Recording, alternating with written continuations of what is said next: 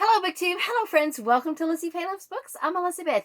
And in this video, I am going to talk to you about some middle grade books that I have read over the past several months. Now, if you've been following me for a little while, you may recall that I like to read the Sunshine State list for 6th to 8th grade. Now, what that basically is a list of books, 15 to be exact, and each year the Florida Association for Media and Education, in other words, the school librarians, choose a list of books, and I think they are from American authors. I don't think there are any that are from the outside the U.S., but they do not have to be Florida authors. Now, this is the Florida school librarians, but it can be, they're not just Florida books. They do usually try to choose at least one or two Florida authors in the list, but it's just a good mix of books from a variety of genres. And every year they choose a list of 15 books in 4 different age groups, I believe. There is the early elementary, and then later elementary, and then middle grade, and then high school. And each of the lists get read by students, theoretically read by students throughout the school year. And then any student who reads at least 3 of the books in their age group gets to vote on their favorite book. And so they're basically considered nominees for the Florida or Sunshine State Award. And at the, near the end of the school year, there is a winner selected. So I don't usually agree necessarily with the winner. I always have kind of my own opinion, but I started reading these books whenever Katie was in 6th grade. Her 6th grade year, I did not get all of them read, but since then, I have read all 15 books from the list. One year, I even read the 3rd to 5th grade books, and that video that I did with our children's librarian at our public library has been one of my most watched videos, and that's been several years ago. So I really should just keep reading those books. But anyway, lately it's been all I can do just to read the 6th to 8th grade books.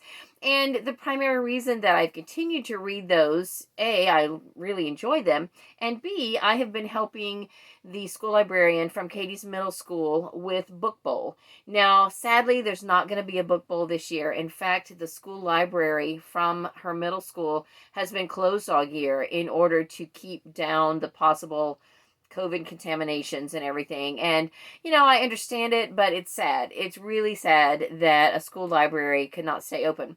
The good thing about it, though, is that all of these books, I believe, are have been published in some sort of digital form. I was able to read or listen to almost all of them on audio, and I did that. The list is usually announced near the end of April each year, and I got through about, I think, at least 9 of these books on audio in the months of May and June, or maybe just June. I don't know. I did a lot in a short amount of time. There was one available on audio, but it was a graphic novel, and so I went ahead and read that. I think I read it on ebook, and then since then I have listened to a couple more on audio, and I only read a couple of them in print. Well, I say a couple, maybe like 4 in print, and so that's been great that they've been available. I don't know how many kids have accessed them on, in digital copies, but at least they are available for that purpose. So if you're in a situation where your library is not open yet, but you can access digital books and audio books, then you might want to pick up some of these books. Now, they are back here behind me. You may be noticing that my shelves look a little different. It's because I've got them back here. I have all of them checked out from the library, and that's really why I didn't get this video done sooner. I finished, I think, the 15th book maybe in December. And I've just had a whirlwind year so far, 2021, and I've had so many books checked out from the library for one thing or another that I just haven't had the wherewithal to get them checked out until now. So the order I put them in that I'm going to talk to you, I'm going to save my most favorites for the end. I have 4 of them out of this list of 15 that I rated 5 stars. And now they're all great books. In fact, all the rest of the books I rated 4 stars. There's not a stinker in the bunch. They're really, really good. But I'll save my final 4, my favorites, for the end. Now, when these books are introduced, they're usually introduced in alphabetical order by title. And I started to put them in that order, and then I decided to kind of switch them around by genre. So the first 2 are the ones that we actually mentioned when I did a video with my friend Elizabeth Tyree. We did a video about middle grade mysteries in celebration of March Mystery Madness and Middle Grade March. So these 2 were mentioned during that video, so I'll mention them first. Charlie Hernandez and the League of Shadows is by Ryan, is it Calejo? And this really, in a nutshell, is Percy Jackson, but with Latin American mythology, Mexican mythology, Hispanic mythology. I don't know if I'm saying that politically correct, but the fun part of this story was that Charlie Hernandez grew up with a grandmother who told him all the stories about her heritage, all the mythology stories. And then I think she dies, or he ends up somehow in a situation where he realizes that all of these things are true, at least, for him in this story. And he starts to be able to utilize the information that his grandmother prepared him with, his abuela. And so she was basically telling him all these things to prepare him for his destiny, basically. This is the first in a series. I enjoyed it a lot. I am a big fan of Percy Jackson and all of the Rick Riordan work. So if you like those type of stories, then I think you would want to pick this up, and I think you would enjoy it. So this in this book, you will learn all about Mexican mythology and historical mythology and folklore. So that is what this is about. And then the other one I have here is by a Florida author, and he has some really great middle grade mysteries out there. I have continued to talk about his framed stories. They're really toast mysteries.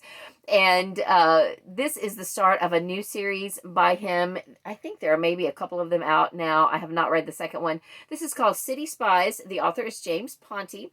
And in this story, we have a young girl, a teenage girl, and she has been in the foster system for a while, and she's been in this family that are just not really good foster parents. They have done a lot of bad things, and she's kind of a tech wizard, so somehow she's able to sort of out them, and then she kind of gets herself in trouble. So someone comes to visit her who is from, I think, a British spy network, and they basically spirit her out of the lockup that she's in and recruit her to be a spy.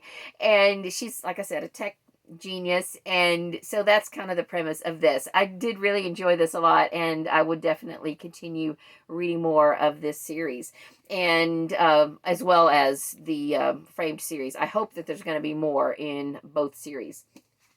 Then the next one is actually the Newbery winner for last year, for 2020. This is a graphic novel, I believe. Yes, I read this on ebook. It's been a while. But this is called New Kid by Jerry Craft. And I read this before I even realized that it was the Newbery winner for last year. And I'm usually up on those things, but somehow I didn't make the connection. Anyway, this is very good. It is available on audiobook, although it seems like for a graphic novel, you want to read it in print. But, at least it's available in all, in both sources.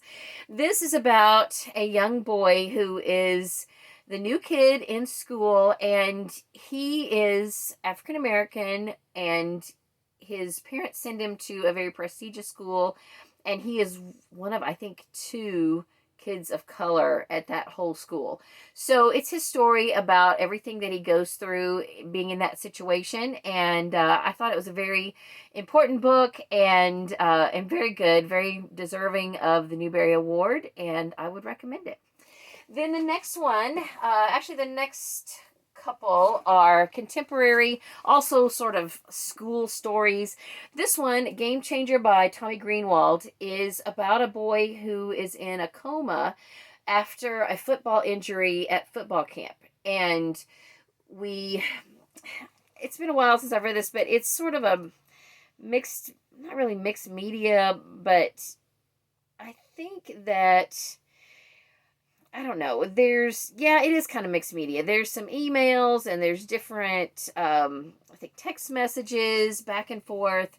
And there is a discussion about how this happened and why this happened, and a little bit of a mystery, and some things that have been uncovered about football camp and rites of passage and initiations and things like that. So it's not necessarily what you would think that it's going to be, but still, I think it was a very good book, very compelling, and I thought it was definitely worthy to be on this list.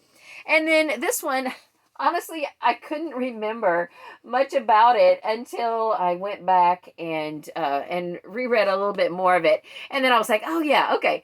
So this is about a boy who I believe is 14. He's in 8th grade, and he is larger than most of the kids in his group.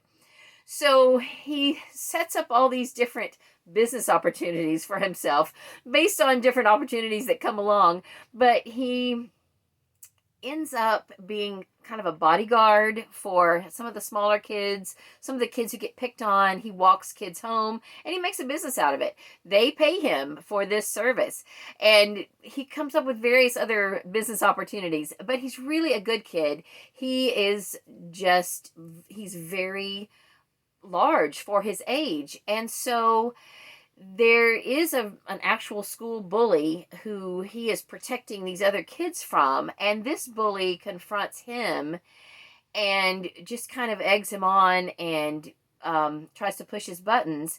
And Marcus has a brother who has Down syndrome, and so this bully makes the mistake of saying the wrong thing to Marcus about his brother and the other kids that he's protecting, and Marcus loses it.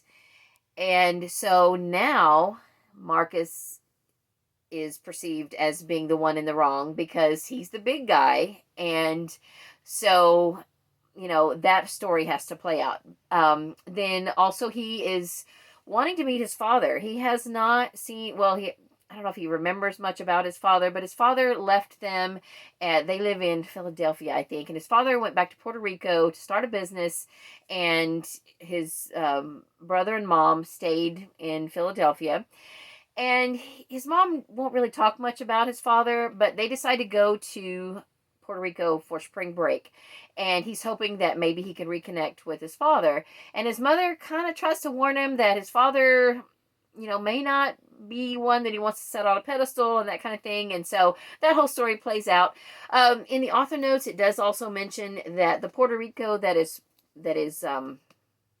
portrayed in this book is pre-2017, that this is the Puerto Rico before the devastating hurricanes that happened in 2017.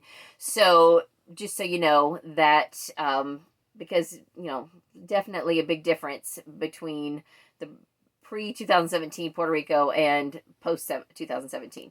So anyway, I thought it was a very good book, and I apologize for not remembering it because it was very good. But like I said, I listened to about 10 of these, or read and listened to about 10 of these back in May and June of 2020. A lot has happened since then.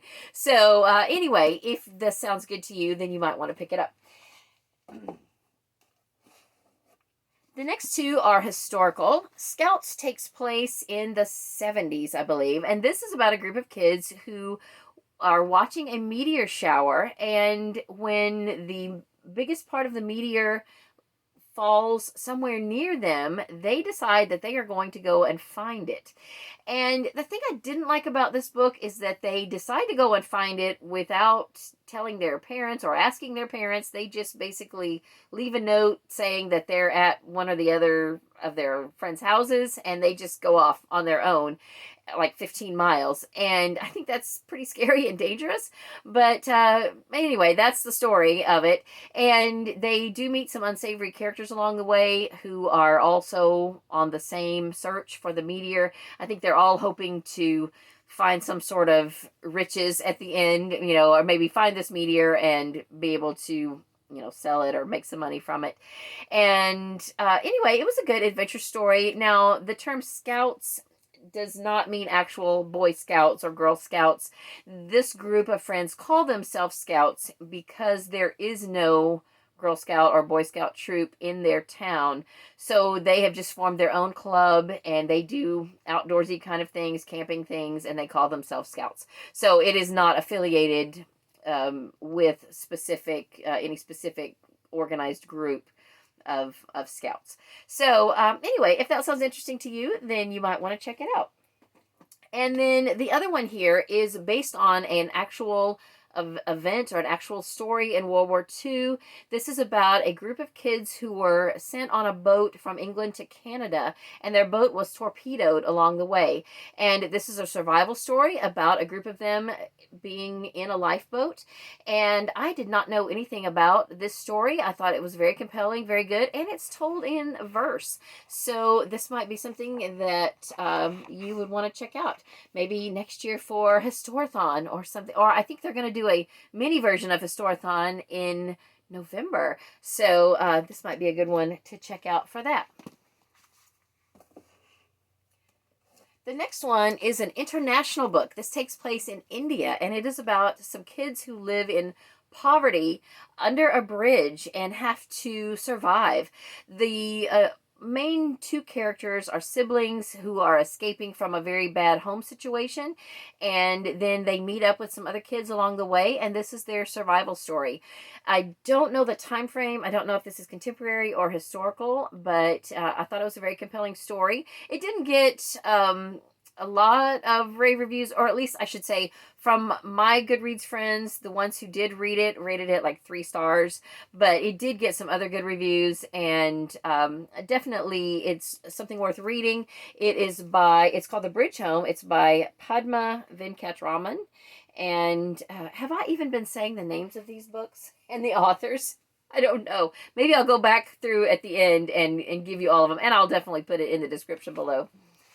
Then the next 2 are fantasy books. We have Spark by Sarah Beth Durst. This is like I said, it's a fantasy book about a young girl who is going to be a guardian of a storm beast. And her family is hoping for a sun beast. She has this egg that she is taking care of and waiting for it to hatch. And when it hatches, it turns out to be a lightning beast. So that creates some chaos and some things. But the big thing that people are saying about this book is that they really liked the fact that it is more of an introverted, quiet, shy character.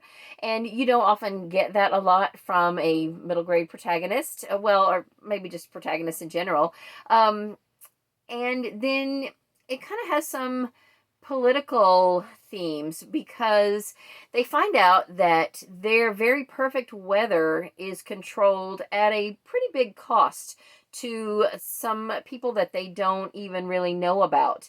And so her and her friends, the other Storm Beast Guardians, discover what is actually, or how their land is actually able to have such perfect weather, and work to create change. So very good. And then this one was interesting. I've read another book by Kenneth Oppel that was also very different. This one was I don't know how to describe it. It was about it was about a boy whose father is an artist, and I believe, I'm trying to think if, his father's a graphic artist, and I think he doesn't really feel like he is very talented in that respect, but everyone thinks he should be because his father is. And his father is actually in kind of a slump at that moment and can't seem to come up with anything for his publisher. So the protagonist ends up drawing something and it comes to life, and he calls it Inkling. And then Inkling goes and finds his father's work and starts to draw work for his father. And so his father kind of takes it over and uses it to help him. And then it kind of becomes this thing like, wait a minute, you're supposed to be doing your own stuff and all that. So it's a little bit dark. It's very interesting. And I hope I'm getting the details correct. Like I said, it's been a little while since I read this one. But anyway, I don't want to say it's creepy because it's not really creepy, but a little bit. It kind of is. So, I mean, when you have an ink blot that comes to life, that's kind of odd, but, it's a fantasy. So if that sounds interesting to you, then you might want to pick it up. And now we are getting to my final 5. Did I say 4? Well, actually, I think I have 5 books that are 5, that I rated 5 stars. I could probably say that the others are my top 4, and it would be hard to figure out a favorite from those. But this one I also rated 5 stars. This is an adventure story that takes place in the water. It is basically a dive gone wrong, and I thought it was very compelling. And I don't like water. I don't like the thought of being in the water. I'm not a swimmer, and I thought this book was great. So if that sounds interesting to you, you might want to pick it up. It's called Deep Water, and it's by Rodkey. And then this one I remember just raving about whenever I first read it. I loved this. This is a science fiction story. It's called We're Not From Here by Geoff Rodkey.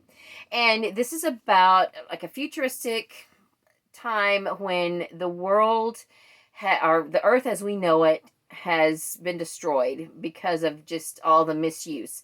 And so the people who are left of the human race are in a spaceship, and they have contacted another planet that they believe is compatible atmospheric wise and all that could support humans. And they've contacted them and asked if they could come and live there. And the word was that they could. Meanwhile, because of light speed and all that, it takes, a while to travel. By the time they actually get to this planet's atmosphere, this planet has had some time to view some videos of humanity and decided humanity is too violent and they're not going to let them come onto the surface of the planet. And they're stuck out here in this spaceship with no place to go. So they send a family, of which our main character is the son of, in this family. They allow them to come, and it's their job to try to convince the people on this planet that they should be allowed to come and live there, that they should let them land. And it's just so good. I thought it was fantastic, and I would highly recommend it. Then this one is probably the one that has gotten the most buzz of all of 15 of these books. So you may have heard of this. I know Krista from Books and Jams, who hosts Middle Grade March, has really loved this book and talked highly of it. This is called Song for a Whale. It is by... I have to find the author's name, Lynne Kelly. And there's also a really good review video of this by Ms. Richards Reads. I was just looking to see who of my Goodreads friends had read this, and she had a link to her video review in her Goodreads review. And so I just watched it, and she has people in her family who are deaf and speak in sign language, and so this book really touched her. So I will put a link for her video down in my description. She can really tell you more about this book than I can. But there basically is a whale who communicates in a higher level of hertz than most whales. And so it's basically alone because it can't communicate with any other whales. And so this girl who is deaf and also kind of a tech genius, she comes up with a way to communicate with this whale. And it's just a beautiful story. I highly recommend it. I thought it was great. And if you pick up any of these books, then this one and the next 2 are the ones that you should pick up. Now, this one I have also spoken highly of because this touched me the most. This is called Float by Laura Martin, and it is it's basically about kids with special needs. But these kids have special powers that would make them like superheroes, except that the powers they have are a bit of a danger to themselves. and they just want to be normal kids. And so this is a camp story where they go to summer camp, and their parents, of course, are very reluctant to let them go because, as a parent of a special needs child, I know that it's very difficult to trust the care of your special needs child to someone else because no one knows that child like you do. And so that, it just touched me so much because these kids just want to have fun and they want to experience life and just feel typical. And they're not typical. They have these special powers or special needs. And I just thought it was so good. It might not touch you the way it touched me, but I still thought it was fantastic. So I would highly recommend it. It's called Float by Laura Martin. And one of the kids, his special ability is that he floats. Well, think of the danger of that. He has to wear weights constantly, or he could just float and keep going into the atmosphere. So, that's just one of the things. And then probably if I had to pick a favorite that I enjoyed the reading experience, the book itself, I would maybe pick this one. This is The Remarkable Journey of Coyote Sunrise. It is by Dan Gemeinhart, who also wrote, oh goodness, what is the one he wrote? It's got a blue cover. It was also a Sunshine State book a few years ago about the boy who had cancer and just wanted to climb a mountain. I can't even say the title of that. I know y'all are yelling it at me. Anyway, this was fantastic. It's about a father and daughter, and the rest of their family has been killed or died. I guess they were killed, maybe in a car accident. So it's 5 years later, and they have been on the road because the father just can't bear to be at home. So they bought an old school bus, and they're just on the road, just traveling. And she finds out from her grandmother, the daughter, that something that was very important to her, one of her last links to her mom and sisters, they buried it in a park there in their hometown, and that park is about to be demolished, and they're going to build. So she knows that her father will not agree to going home. So she has to kind of finagle a way to get him to start heading in that direction. And as they're driving, they pick up people along the way. Well, these people are people in different walks of life, have different needs, and they end up helping each of these people as they go. And it's just a fantastic book. I just really thought that it was great. Such a good array of characters, and it's a very compelling story about the father and daughter and about coming to terms with what has happened in their life, about moving forward, and I just thought it was great. So I would highly recommend it. Okay, so let me go back through the titles and authors really quick because I think some of these earlier ones I kind of forgot about. So we have The Remarkable Journey of Coyote Sunrise by Dan Gemeinhart. We have Float by Laura Martin. And then Song for a Whale by Lynne Kelly. And We Are Not From Here by Geoff Rodkey. Deep Water by Rodkey. Inkling by Kenneth Oppel. Spark by Sarah Beth Durst. And these are all library copies, so they're all covered in plastic and glare. So sorry. The Bridge Home by Padma, or is it Padma Venkatraman? Lifeboat 12 by Susan Hood. Scouts by Shannon Greenland.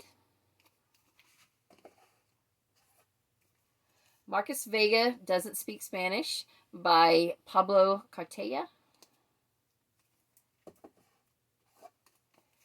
Game Changer by Tommy Greenwald. New Kid by Jerry Craft. City Spies by James Ponti. And Charlie Hernandez and The League of Shadows by Ryan Ryan Calejo. Let me say that again. Charlie Hernandez and the League of Shadows by Ryan, is it Calejo? I hope that's correct. Okay, so those are the 15 Sunshine State books for the 2021 school year. And if you are interested in finding out what the books are for the other groups, just check out the website FAME, F-A-M-E, stands for Florida Association for Media and Education. And they have a list for 3rd to 5th grade books, and then one for early elementary storybooks, and then Florida Teen Reads is the list for high school. So that's all I have for this video. Thank you so much for watching. Let me know if you have read any of these, or if any of them now has piqued your interest and you want to read any of them. And that's all for this video. I hope you're having a great day. Read a good book, and God bless you.